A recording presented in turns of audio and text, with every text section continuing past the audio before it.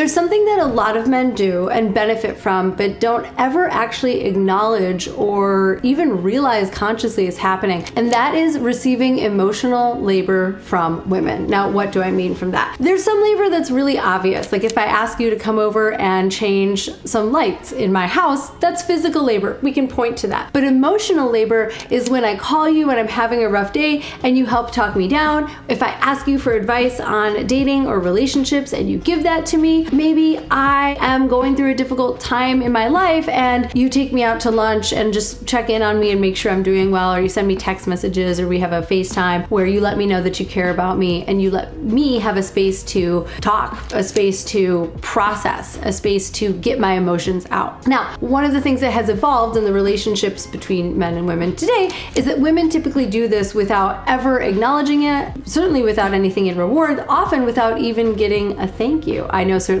I've been that person for a lot of my male friends. I've definitely been that person for my former partners and the people who I've dated. And this isn't necessarily a good or a bad thing. I don't want you to feel guilty. Oh my gosh, I've been using women for their emotional labor and it makes me a bad person. It doesn't. This is how our society has evolved. What I want you to do is to say thank you and acknowledge that that's happening. Once we become conscious of this, once we know that this is happening, we then can enter into that kind of relationship with agreement. We can enter into it knowing that's what we're doing. When you maybe finish that lunch and you say to your female friend or female colleague or female family member, hey, I just want to say thank you so much for how you hold me, for the support that you give me, for giving me a chance to share with you what's on my mind, for giving me a space to work out my emotions and process what's going on, for giving me feedback, love, support, compassion. All you have to do is name it and acknowledge her for what she has done. I can promise you this is going to improve your relationship. It's going to have her feel like her work, her time, her energy is really appreciated, and it's going to invite a lot more of that into your life, because what we give is what we get. So when you give appreciation and acknowledgement for the people who are giving to you, guess what? You're going to get more appreciation and acknowledgement for the people who you are giving to, whether that's changing light bulbs or holding someone while they cry. It's all labor and we can all acknowledge it and give appreciation. Our relationships will improve naturally. If you want help with this in particular, you can apply for coaching with me and my team. The link is in the description. Otherwise,